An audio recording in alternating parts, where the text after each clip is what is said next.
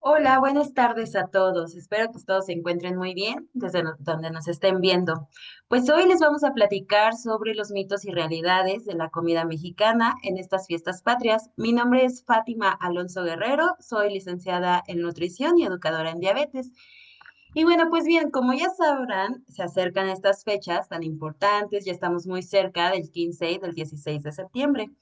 Entonces te preguntarás, si, y sobre todo si estás llevando a cabo un plan de alimentación, pues, ¿qué es lo que tengo que comer? Si voy a poder comer pozole o no, si voy a poder echar los drinks o la cerveza con mi familia, con los amigos. Y justo como en torno a estos días y este tipo de alimentación que tenemos en estas fiestas, pues yo te traigo estos mitos y realidades que vamos a desmitificar en este webinar.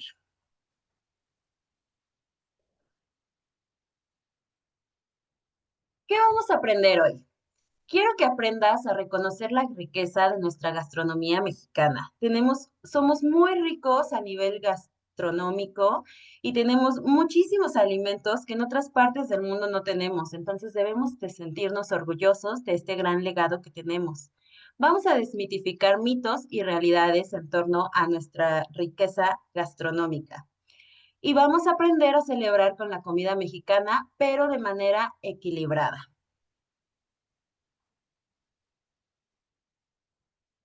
Como contenido, hoy en nuestra agenda del día de hoy vamos a ver una pequeña introducción sobre nuestra gastronomía.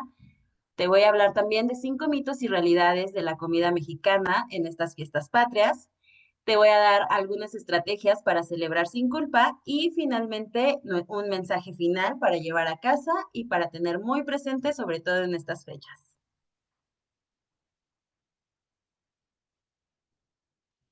Bueno, pues ya estamos en el mes de septiembre y aunque para muchos puede ser un mes caótico porque aquí en este mes suceden muchísimas cosas, también tenemos muchísimas celebraciones porque a partir de aquí, de septiembre ya hasta el final del año y probablemente todavía enero, pues vamos a tener muchísima fiesta y parte de esta fiesta va a haber también muchísima comida, muchísimo bebidas, va a haber de todo, celebraciones por doquier, colores, música y por supuesto va a haber muchísima comida mexicana.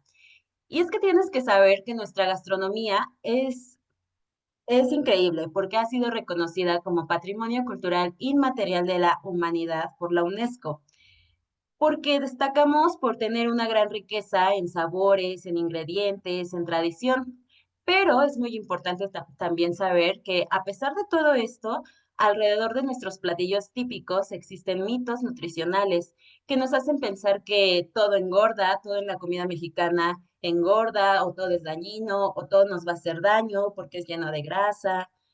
O por el contrario, también saber que hay mitos, hay ciertos alimentos que lo curan todo. Pero no, justamente por eso quiero hablarte de estos mitos. El primer mito es que el maíz engorda. Y la realidad no es esa, la realidad es que el problema está en la cantidad y en los acompañamientos que tenemos en torno al maíz. Desde tiempos ancestrales, el maíz ha sido base de la alimentación mexicana. Es dentro de estos alimentos a base de maíz, el principal es la tortilla, que por sí sola, una tortilla de maíz es buena fuente de energía, de fibra y de calcio. Pero este mito de que el maíz engorda surge porque solemos comer muchas tortillas de una sola vez o porque la acompañamos de guisos grasosos o porque solemos freír este maíz, por ejemplo, en los chilaquiles, en los tacos dorados, que aunque son muy buenos y pueden ser muy nutritivos cuando se comen a diario, ahí es cuando podemos llegar a subir de peso. Además, como te comentaba, el maíz, específicamente la tortilla, es muy buena fuente de calcio, porque existe algo que se llama nixtamalización, que no es más que cocer los granos del maíz y agregar un aditivo como cal o ceniza, lo cual lo va a hacer que aumente su valor nutricional, específicamente en vitamina B3 o también llamada niacina y en calcio. Esto también va a hacer que elimine algunas bacterias, además de mejorar el sabor de los platillos. Y mira, aquí te quiero enseñar algunas porciones de los alimentos a base de maíz. Por ejemplo, una tortilla de maíz es igual a un equivalente del grupo de los cereales. Claro que todos estos alimentos a base de maíz, su principal nutrimento van a ser los carbohidratos, pero no por ello significa que nos vayan a engordar. Como te decía, todo importa o todo gira en torno de la cantidad y la frecuencia de este tipo de alimentos. Entonces, mira, tenemos una tortilla de maíz que tiene alrededor de 14,5 gramos de carbohidratos. Y si en estas fechas se te ocurre, pues va a haber pozole sí o sí. Una taza de maíz pozolero, que es más o menos lo que cubre en un plato de maíz promedio, perdón, de pozole promedio, vas a tener alrededor de 3 equivalentes de cereales. Es decir, comerte 3 tortillas va a equivaler a comerte un plato de pozole. O también podemos cambiarlo por unos esquites en un vaso chico o un vaso promedio, que vamos a tener aquí 2 equivalentes de cereal. Entonces, comerte este vasito va a equivaler a comernos 2 tortillas. O también podemos cambiarlo por una taza y media de palomitas, que va a ser equivalente a una porción de cereales. ¿Ok? Entonces, podemos comer todo este tipo de alimentos siempre y cuando sepamos combinarlos y sepamos que no debe de ser del diario. Algunas recomendaciones que te dejo es limitar la porción a 2 o 3 tortillas por comida y no solamente en estas fechas patrias, sino también en otros días. Otra recomendación es que hay preferir tortillas hechas a mano o de maíz nixtamalizado en lugar de tortillas industrializadas, sobre todo porque la calidad va a ser muchísimo mejor. Y es importante que las acompañemos con verduras y con proteínas, no solo con guisos altos en grasa. Bien, ahora vamos a ver el mito 2. El pozole es comida chatarra. La realidad es que no, la realidad es que el pozole, cuando está bien preparado, es un platillo muy equilibrado. Pues aquí, como lo dice el título, el pozole es un platillo realmente completo. ¿Por qué? Porque el pozole tiene los 3 principales nutrimentos que necesitamos, es decir, carbohidratos, proteínas y grasas. Además de que cuando le agregamos verdura, pues también vamos a agregar vitaminas, minerales y antioxidantes que nuestro cuerpo necesita. Y todo importa con qué lo vamos a acompañar, porque dependiendo de con qué lo acompañemos, puede volverse muy alto en calorías.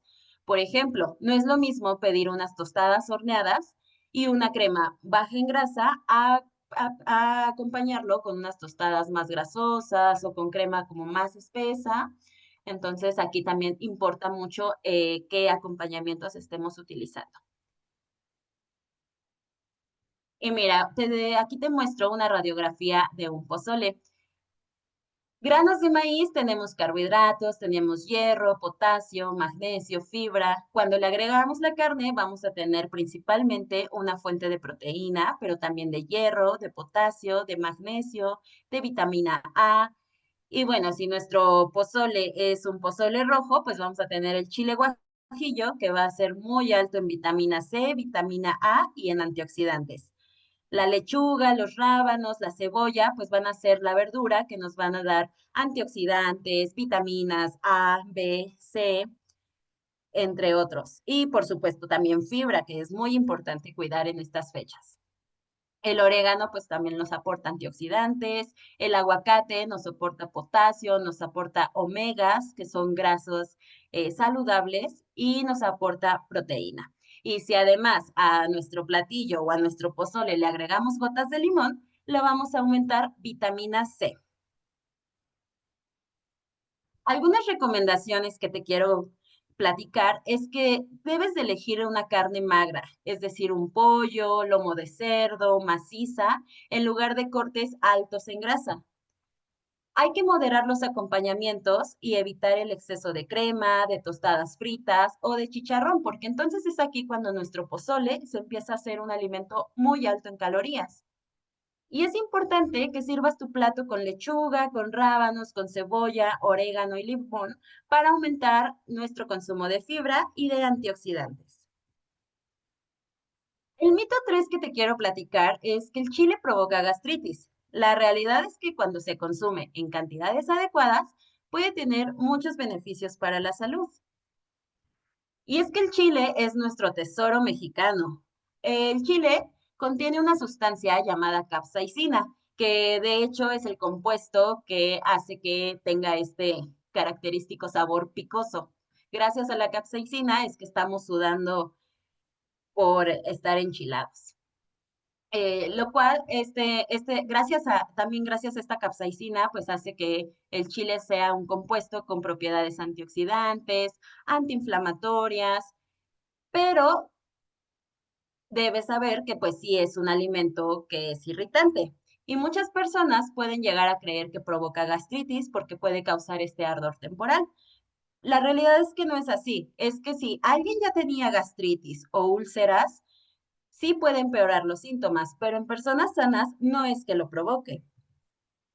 Algunas recomendaciones que te dejo es que si no tienes gastritis, puedes incluir chile en cantidades moderadas. Hay que preferir los chiles frescos o en salsas caseras en lugar de productos ultraprocesados muy picantes porque también son altos en sodio. Y escucha tu cuerpo, si hay un tipo de chile que te irrite, pues reduce su consumo o en general, si tú crees que cuando comes chile te hace daño, es mejor evitarlo. Ahora, el mito 4 que te voy a platicar es que el tequila y el mezcal son digestivos y no hacen daño si son naturales. No, la realidad es que al final de cuentas son alcohol y su exceso daña el hígado, daña el estómago y también daña a nuestro sistema nervioso. Aunque el tequila y el mezcal pueden ser nuestro orgullo de México, también hay que saber que hay que estar orgullosos, sí, pero con medida. Hay que estar orgullosos porque México es el único país en el mundo con una denominación de origen para estas bebidas, lo que significa que su autenticidad está protegida y reconocida a nivel internacional. Estas dos bebidas provienen del agave, una planta que es sagrada para muchas culturas prehispánicas. De hecho, el agave se ha utilizado en muchos rituales y muchas celebraciones, justamente por ser sagrado. Pero aunque son bebidas tradicionales y es un legado ancestral y con gran valor cultural, su consumo sí debe de ser moderado. Una copa ocasional puede disfrutarse, pero en exceso sí puede afectar a la salud. Pero, ¿por qué dicen muchas veces que son digestivos? ¿Realmente pasa de esta manera?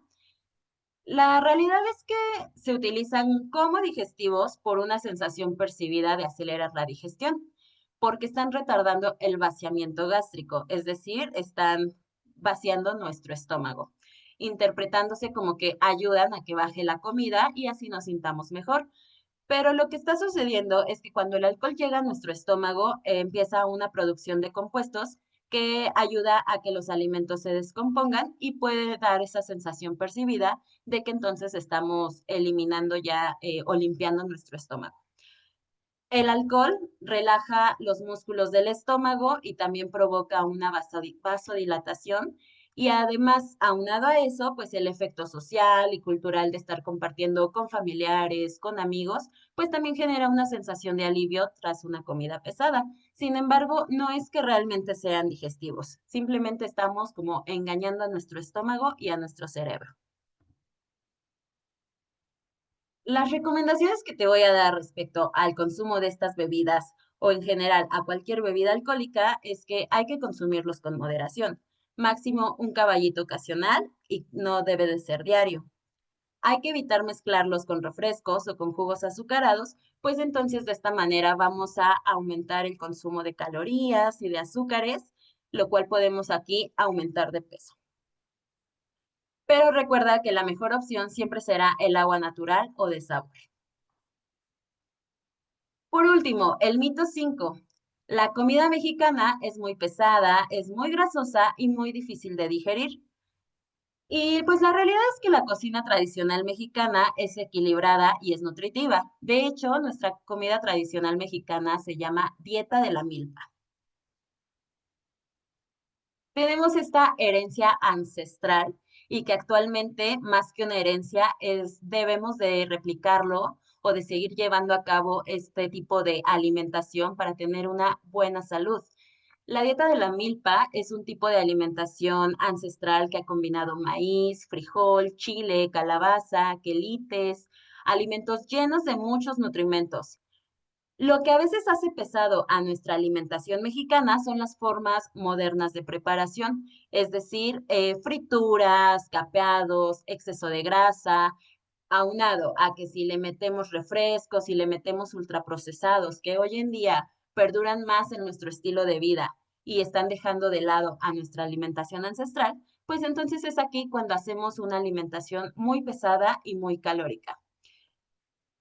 Como te decía al inicio de esta presentación, nuestra cocina tradicional mexicana ha sido reconocida por la UNESCO como Patrimonio Inmaterial de la Humanidad y es un modelo de alimentación saludable. Entonces tenemos mucho de qué estar orgullosos y además de eso tenemos mucho que seguir compartiendo a través de las generaciones, sobre todo hoy en día que estamos bombardeados de publicidad, frente a, o de marketing, frente a muchos alimentos ultraprocesados, desplazando a nuestra alimentación tradicional.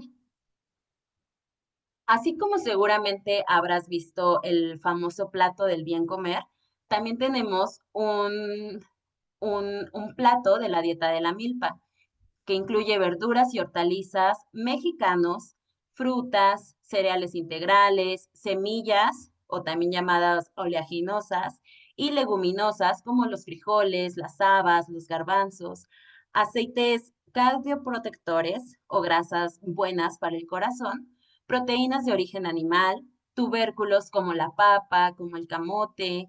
También tenemos endulzantes naturales como el piloncillo o como la miel de abeja, que si te das cuenta, tenemos todos estos alimentos bastante accesibles a nuestra población y no solamente eso, no solamente son súper nutritivos, sino que además al comprarlos y al seguir consumiendo este tipo de alimentos, vamos a apoyar a los productores locales y a los vendedores locales mexicanos.